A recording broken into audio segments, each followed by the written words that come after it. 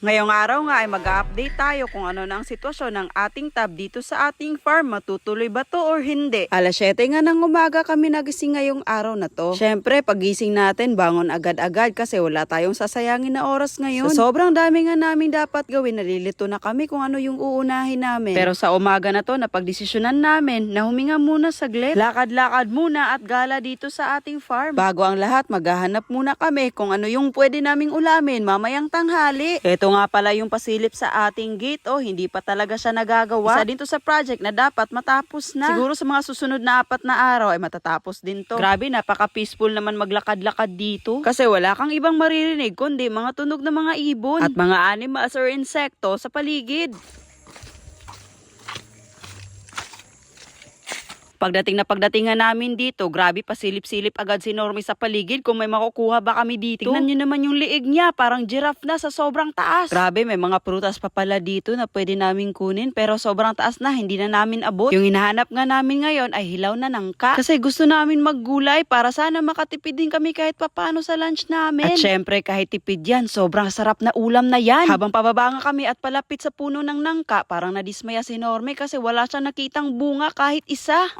Sad yarn. Habang naglakad-lakad nga si Normie, bigla na lang lumaki yung mata niya na para bang nakita siya ng napakagandang laruan. Pero ito pala yung nakita niya, nakita siya ng nangka. Wow, may ulam na kami ng lunch ngayon. Kaya naman dali-dali niya tong tinakbo at kinuha agad-agad. O diba, masaya na yung pangga nyo kasi hindi siya nadismaya sa pagpunta dito. May pakiskis pa na nalaman sa nangka. Hindi talaga mawala sa mukha niya kung gaano siya kasayaw. Ngayon naman, ang problemahin namin ay ang tuno namin dito. Grabe, God will provide talaga. Hindi namin in-expect na may makikita kami dito. Para talagang tinext tong mga niyog na to. Isang bulig nga talaga yung nahulog dito. Parang kagabi lang to nahulog. Parang kompleto na talaga yung pang-ulam natin sa lunch. Wala na tayong problemahin. Pang dinner na lang din. Sobrang saya ng bata kasi nga saktong-sakto yung mga dala-dala namin ngayon. Hindi nila alam, ninakaw lang namin to. Char lang. Syempre nagpaalam kami pagkatapos na. Grabe, kanina nung hindi nakakita si Normie ng nangka, parang naunsa. Ngayon, murag si Kinsa na oy. Sarap mamuhay dito sa bukid. Parang lahat ng kailangan mong kainin andito na. Pagkatapos nga namin manguha ng ulam para sa lunch namin ay may pupuntahan kami ngayon. Dahil nga chill lang tayo ngayong umaga na to na pag-isip-isipan namin na bisitahin yung tab natin. Matagal-tagal na kasi itong tambay at hindi pa kami nakakaligo dito.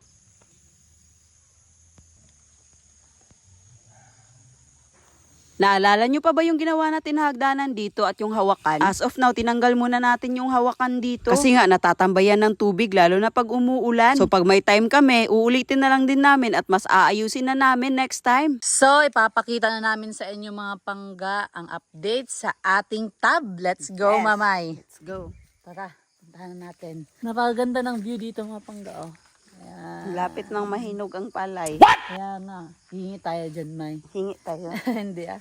So, matagal-tagal din na hindi talaga to na trabaho kasi nga parang nag-focus muna kami dun sa modern bamboo house natin. Sobrang tagal kasi ng process dun mga pangga. Papakita namin sa inyo yung update sa ating tab. Let's go. Ito na nga mga pangga. Ayan. Nakalinaw ng tubig.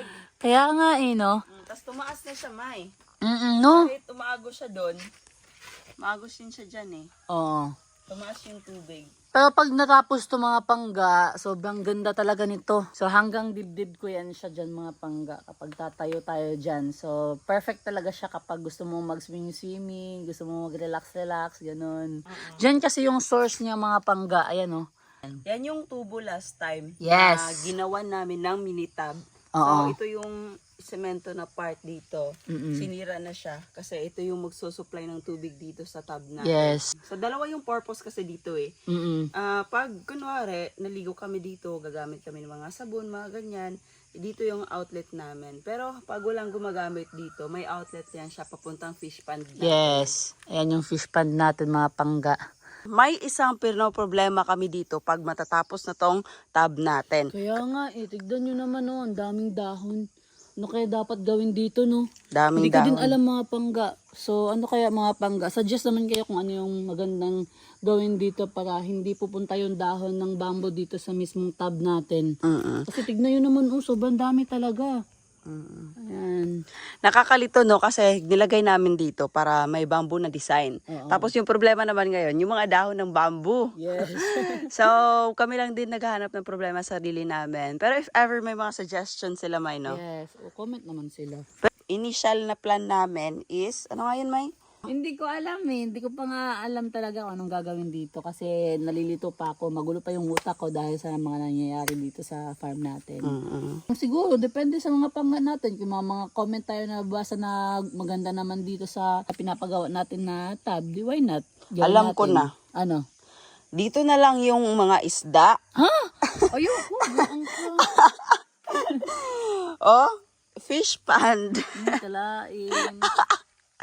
Dito na lang yung mga isda, May. Ayoko. Ayaw mo? Ayan. Mga goldfish na lang dito. No. Ha? Gusto ko maligo dyan. Goldfish na lang. Ayoko. Para wala ka nang problemahin. Kahit hindi mo tapusin yan, pwede na yan tambayan ng goldfish ba? Ayaw mo. Ha? Wag. Ano? Ano ka ba? Okay na. No. Goldfish na lang, oh. No. Malaki siya talaga. Malaking tab. So, dito yung hinuhulog yung mga graba last time, oh. May baba ka nga, May. Hindi, ayoko. Sige na. No. Baba ka nga. Para masubukan mo din. At least ikaw yung una nakababad dyan. Sabihin mo na, kwento mo na lang yan soon na ako una nakababa dyan. Tignan natin kung gaano ba kataas tong tab na to. Hanggang ano mo lang talaga. Nabasa na tuloy. Lumulubog na siya kasi nga hindi pa malinis yung ilalim. Taga dito lang pala. Ah. Napakalamig ng tubig, May. Promise, napakalamig. Sige, dyan ka na maligo, ha? Oo. Masarap na. Sarap. Mm. Alam mo, Linta!